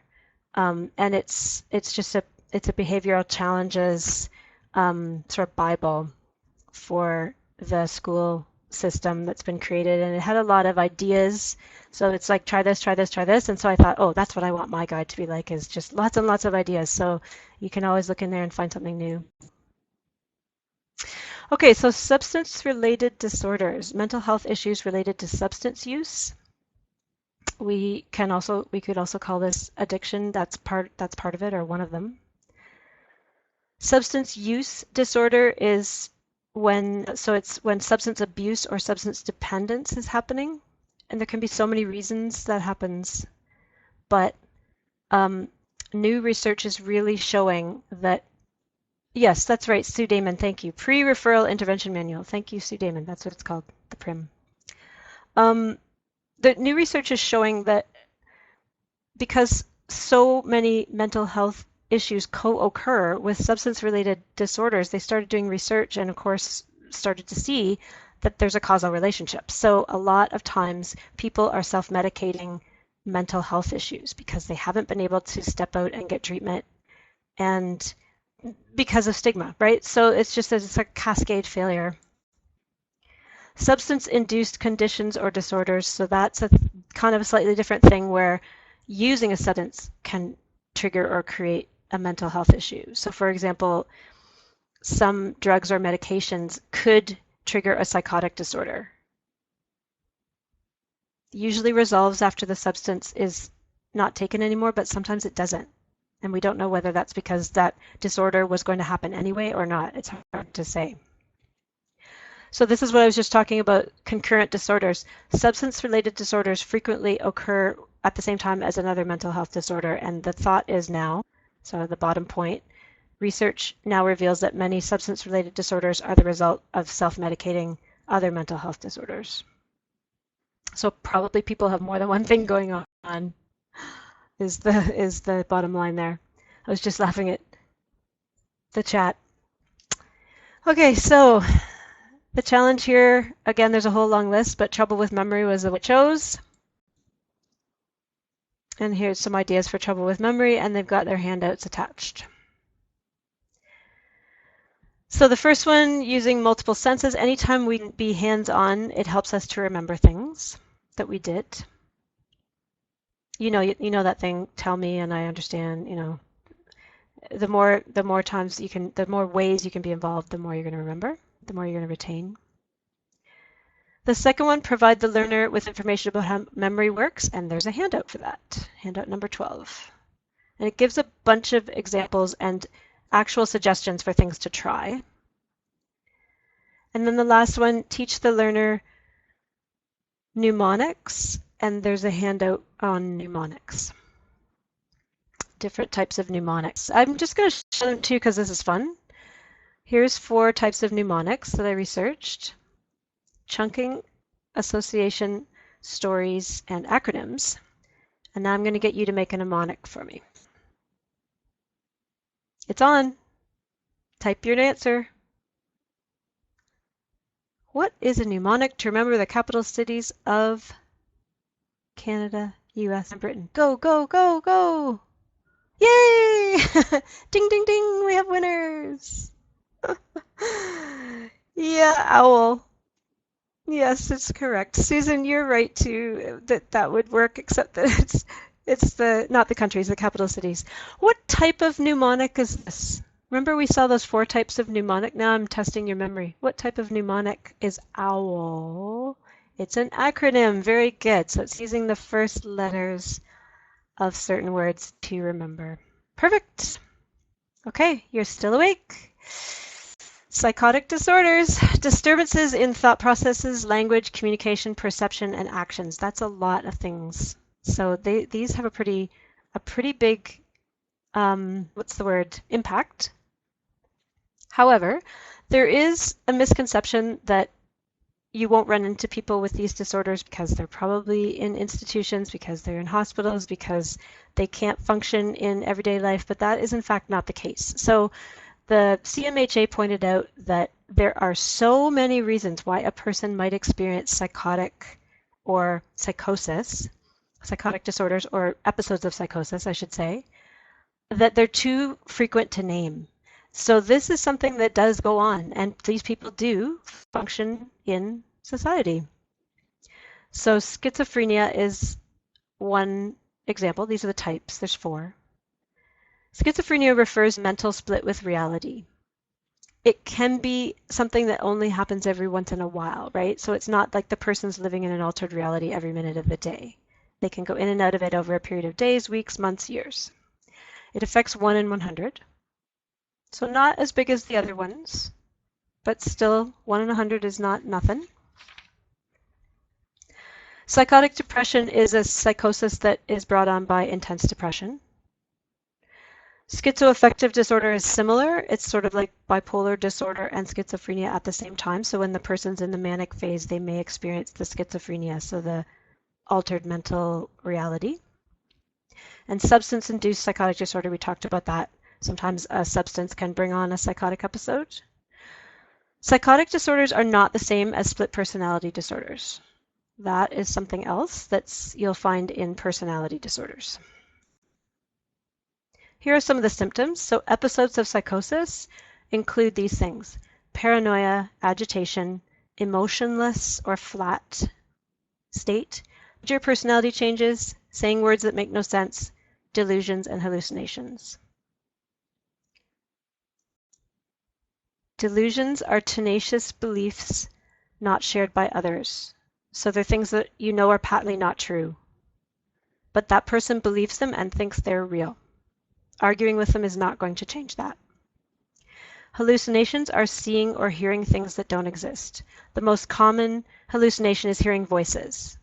A person might be going about their business of the day, but sometimes they hear a voice. And a lot of times that voice doesn't say something positive. It says something disturbing, or it tries to goad them into doing something, or it criticizes them. So this is a very challenging thing to work around, but people do. One of the strategies for it, one of the challenges is lowered concentration. And we just saw why. So here's a sample of the chart. So having people do things that help them concentrate on what they're doing, like taking jot notes, underline, highlighting. These might seem really obvious, but for these particular learners, these are key. There's also a handout with strategies for concentration. And I'm going to show you one more. This is a different learning challenge. There is a whole section just about disturbed and distracting thoughts and delusions and hallucinations, because I've been asked, what would I do if this happened, right? And actually it has happened in my classroom. It's happened more than once. Avoid being drawn into argument. Use course materials that require low emotional engagement, so not about war or heavy politics, for example. Okay, I'm going to get to your question in a minute, Jamie Lee. Thank you. And redirect the learner in concrete ways. So it's basically trying to keep the person back in the concrete. So Jamie Lee DeRoche, does anyone know if said voice is from within or literally hearing a different voice speaking? Yeah, it sounds to them like a different voice. It's not actually happening, right? But they believe solidly that it is happening. So it seems real to them. It's to them, it's real. To us, we know that it's part of a mental health condition. So again, these folks can and do get along, and medications are still being developed for this. It is not a perfect system with treatment, but there are treatments available. Some of them carry some kind of heavy physical symptom risks or illness risks, so people are not always keen to go on medications. But again, these conditions really come and go. So someone might have a long period where nothing happens and everything's normal, and then they go into a phase. It goes in phases, basically, and there's like an acute phase. So when they're in that phase, they might not be as functional as when they're in other phases. Oh yeah, so Jane was mentioning there's a YouTube simulation that Anderson Cooper does. He does a video on this where he hears other voices. So he puts okay, Jane, you describe it. Oh, Sue's on Google again. Yes, it's he actually puts on headphones that there's constant voices telling him that he's stupid and he's doing this wrong and things have to change and what these other people are saying is crazy. And he's doing his regular job. He's in his office and he starts to tell how this starts to make him feel. And even when he was walking down the street, what this was doing to him and how he was responding to people he was seeing. And even with him knowing that he was doing it, how much it did have an effect on how he was dealing with the world. It's quite powerful. Yeah, thanks, Jane. Yeah, this isn't an easy one. Like I said, though, with an incidence of 1 in 100, with just one of these disorders alone, it is something that, people will run into. And it's good to just know what it is, to recognize, okay, it's something that comes and goes. People can work around it. Yeah, I want to watch it too. I haven't seen that either. We're moving on. Attention deficit hyperactivity disorder. This is always one that people want to know information about because we see an increasing incidence of this. It's difficulty, it's three things. Difficulty with paying attention, difficulty with managing physical restlessness, and controlling impulses. So we call this inattention, hyperactivity, and impulsivity. And then as well, there are 3 types. So the first one combines all 3 of those, the second one just has the inattention, and the third one just has the hyperactivity and impulsivity. And that one, it doesn't happen as often. So you're probably seeing the first 2. The second one, we used to have a separate label for it. It was called ADD. But now they're just all under the blanket of, so it's like a spectrum or a blanket of disorders. The symptoms, so people can experience such a wide range in these symptoms, but the biggest ones are the top 3. And then the bottom ones are more or less, it depends. Again, it's so individual, but difficulty with breaking focus can be one of them. So focusing can be a problem, breaking focus can be a problem, or prioritizing focus. Weak executive functioning and deficit in working memory. I've got a next slide for that. And slower processing speed can be part of it too. So executive functioning is the ability to oversee your plans and organize or regulate yourself to get things done. And working memory is the ability to hold knowledge in your mind and work with it at the same time. As Stephanie says, some describe it as paying too much attention, right, to everything at once. It's a scattered feeling, I think. Jane, did you want to add to that? No. Okay. So this disorder affects, so we're familiar with this as a childhood, usually often a childhood diagnosis, but people are being diagnosed in adulthood more and more now. And in fact, A lot of times people get their diagnosis when they take their child to be looked at, and then they hear the symptoms and they say, oh my goodness, I think also that's me. So it affects up to 12% of children, but then of those, at least 60% will have symptoms that continue into adulthood. So it affects an estimated 4.4% of adults. And again, these challenges are more than just the normal, sometimes I have trouble sitting in my seat, or I don't pay attention very well during webinars, or things like that. These are debilitating symptoms that critically limit what a person can do. And so when someone's being diagnosed, they're looking for symptoms so severe that they limit functioning. Restlessness or hyperactivity was the one I chose. And the suggestion here is, to try to find a way to speak openly about it. So I gave a little talking point, rather than saying this isn't working out, something like, I'm seeing you're moving around a lot, and what can we do to make it more manageable for you to sit with your work and, strategize together. Another one I've suggested is using a timer. Timers are my friend. They are critical for people who are having trouble sitting still, because you can look at the timer and say, I only have to do this for so much longer. Gives a little incentive. So using hands-on things, and especially I've recommended sensory tools. So doesn't work for everyone, but some people really find this a help. There's various sensory tools you can get, like stress balls are one of them, and that restlessness can be transferred almost to your hands and using that sensory tool. Here's some stress balls. I just put Walmart because that's where I got the picture. I've gone into Walmart and I can't find them, but you can buy them at a lot of different places, discount stores, hardware store, and you don't really need the expensive ones from, the psychiatrist or anything. And then there's this Fidget Cube. So while I was creating this guide, as it does, the internet started just blatantly trying to sell me intervention tools for my mental health issues, because it seemed to the internet that I had every mental health issue there was, so it decided I needed some tools. Okay, so autism. Oh, we're going to go back to the chat for a moment. ADD without hyperactivity. Yes, can be seen in kids, adults who sit in the back and just they don't cause any disturbance, so no one notices they fall through the cracks. Thank you for bringing that up, Stephanie. I did read, actually, and didn't mention it, that sometimes adults are showing that just inattention because they've kind of learned to almost control the hyperactivity, or it's said as a result of puberty and becoming an adult, it's almost like it's internalized. So their brain's working really hyperactively, but their body isn't showing it anymore. So I thought that was really interesting. So yeah, you have to watch out for those staring into space. I think there's actually a little challenge chart and strategy chart just for staring into space, but I'm not sure. There's many challenges that are addressed there. Okay, we're going to watch a little piece of a video about autism. This is from the Autism Speaks website. Again, fascinating resource that you could use some of the pieces of it with your learners.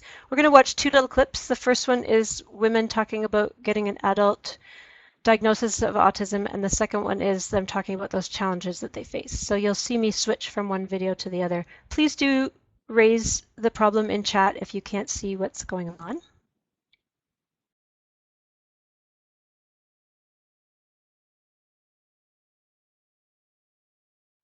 They're not the same like me. They just act differently. They're kind of like my friends, but I'm not kind of like the same as them. Would you like to be the same as them? Yeah, but I can't be. Because my brain works differently.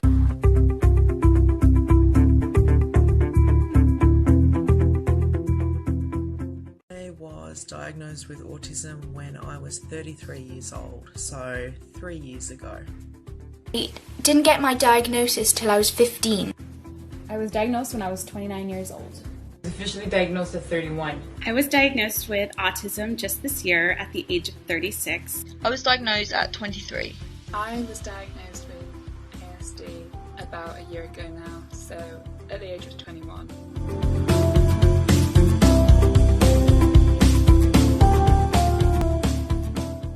anxiety, depression, attention deficit disorder, borderline personality disorder, bipolar, anorexia, obsessive compulsive disorder.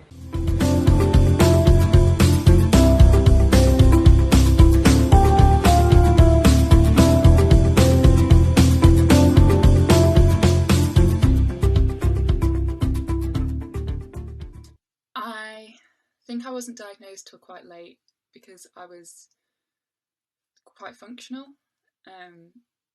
I didn't cause many problems. I kept to myself quite a lot. I had a very supportive family. I was basically a selective mute till the age of 15. But yeah, I got through school fine. I had good grades. I had a couple of friends. So it was never really a problem. I don't think I was diagnosed when I was younger because I fit in really well. I learned how to analyze situations. I don't think I was diagnosed until I was 33 because female autism is just so well hidden.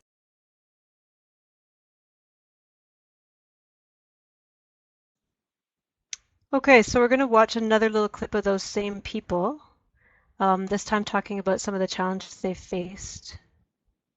Again, let me know if you can't see. Sometimes I feel like I come from a different culture. And when it's really bad, I feel like I'm a different species. Social situations can sometimes feel to me like a maths equation, and I'm looking at it on a blackboard, and it's full of equations, and I don't even know how to count. I don't have that basic knowledge.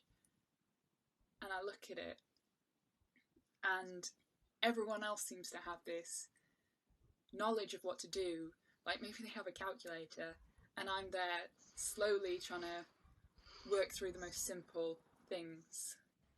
It feels like a privilege, and then sometimes it feels really scary and really unsafe. And all I want is to be authentic and who I am, and that's really hard to do in a world where people are so afraid of that, and people are so afraid of difference. It's terrifying to feel that I have to minimize who I am and how I feel. I have to keep my impairments under wrap, and I feel I have to pretend I'm somebody I'm not in order to be accepted. Okay, so fascinating, eh? A couple things that stood out to me. One was the person that said they were a selective mute until they were 15, but they got along fine in school. I was like, oh my goodness, how does that happen? And the other thing, just about how they're talking about how they worked so hard to fit in. So Sue Damon wrote something. She said girls are more likely to exhibit the ADD and boys the ADHD. Yeah. So the supposition of this video is that girls are more likely, possibly, to learn adaptive behaviors so that their symptoms are not as obvious, and then that's how they're not diagnosed because nobody figures out what's going on. There's a slight misconception that the only people that we see who are on the autism spectrum in the classroom they have Asperger's syndrome, but that's not the case actually. And as more people are diagnosed and more inclusion happens in the regular school system, then we're going to see more and more people with various kinds of autism symptoms in the adult education classroom is my idea, because it really is a spectrum and it's extremely variable in terms of what symptoms they might show. So I'll show you what I mean. So autism spectrum disorder, also called ASD, it's a range, a really wide range of challenges in communication, managing emotions, managing actions, sometimes in cognitive functioning. These two are the ones you're not probably going to see in the classroom because the functioning is so low that they probably will not appear, but these two you would have, so these have higher functioning levels of of symptoms. So these people, so PDD NOS is a mild level of autism, and so they have some of the symptoms but not others, basically. And then Asperger's syndrome again is another high functioning one. They might show some typical symptoms and they might show some surprisingly advanced skills in some areas. It just depends on the person. Again, it's very, very variable, but I'm seeing in the regular system, I'm seeing a huge variety of symptoms now that weren't flagged before. There are a ton of symptoms, basically. So I'm just going to put these slides up there and let you have a look. Social skills is a big one. Repetitive movements or getting stuck in a routine that is sort of almost feels necessary is a big one. So that can be limiting, very limiting. Extreme preoccupations. These are all social ones. So sometimes missing social cues, inability to communicate in recognizable ways to the rest of us. I don't know, lots and lots and lots of symptoms that might or may not be shown. Focusing intently on the part rather than the whole can be tricky. As, for example, someone has a trouble not being able to stop thinking about the font of the text rather than the assignment that they're working on. These learners are going to be, again, like the anxiety disorders, they are overly sensitive to, they're often, anyway, oversensitive to the space that they're in the environment. They get janked by routines that change as well. So those are things that there are lots of ideas in the guide for how to cope with those. I forgot to mention with ADHD that it co-occurs with a lot of other mental health disorders, and they think that this is because it just having to cope with all of the limitations that it brings on can then create a risk factor for anxiety or for depression. It's the same with autism spectrum disorder. It co-occurs frequently with other disorders. Definitely ADHD, so both can be together. Anxiety disorder, mood disorder, seizure disorders, genetic disorders. So there's a lot of things happening. As well, 3/4 of adults living with ADHD, so going back to that one, have another mental health disorder. So there's a really high proportion of these two things going together as well as with other things. I think I just repeated myself. In terms of how many people are being diagnosed with autism, it really is on the increase. We don't know whether this is because more people are actually experiencing and living with autism or if it's because diagnostic awareness is becoming higher. So Autism Speaks, the website that created that video, said in 2012 that the prevalence was going up by 10% to 17% a year. And in that year, so in 2012, they said that 1 in 88 children was being diagnosed, but now 1 in 68 are being diagnosed. There is really no such thing as adult onset. So if a person is diagnosed as an adult, they've been experiencing these symptoms since they were a child. Communications and social skills challenges is a really big one, and it really can affect how learning might happen. For example, sometimes learners will repeat what you say rather than answering. They also might, for example, a multiple choice test, choose the last answer because in their minds they're repeating it, and so it starts to sound like the answer because they're repeating it over and over again. So sometimes they have to be prompted out of that repeating. So that's what the first little chunk there is about. And there's a handout about developing social skills. This is, again, is another thing that's kind of hard to bring up. So I thought a handout would help. It basically says we all need social skills. We all develop them and use them for work and life and school. And so why not? Why not have, strategies to help us all to grow those skills? So thank you so much for listening. Although there are a list of other disorders, we're going to end it here, and you have the guide to help you figure out those other ones. I'm going to flip off to our slide here. Thank you so much for attending. I'm going to open it up for questions now if anybody wants to take the mic, or you can type a question or a comment into the box. I know that we've kind of come to the end of our time, but I really hope that... sorry, I just was going to say I really, really hope it's useful. I hope that you can use it. I hope it gets some great use in your classrooms. I just wanted to add in that, and I forgot to say this off the top, is that the table of contents in the guide is hyperlinked. So if you know that you're dealing with somebody with depression, you can click on that and go right to that page. And as Jennifer had mentioned, all of the strategies pages have fillable notes on that with the PDFs. And I know that there's a really good movie about I found it on Netflix, and it's about a young man with autism. And it's a really good story because he relates very much to the Disney movies. So everything, he describes things by the Disney movies. And he's trying to live on his own, and it's quite an interesting one. If you have Netflix, look it up. I can't remember the name. I'm going to find it.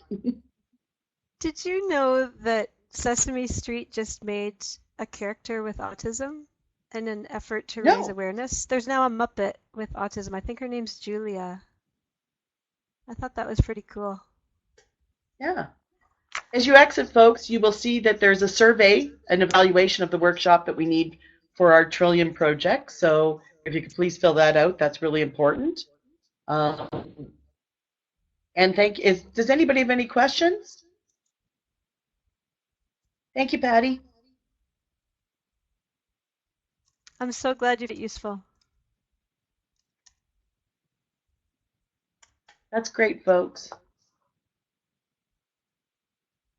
Okay, so I'm going to say I don't think people have questions as far as I can tell. Great. So I'm just reading the chat. Look. Excellent.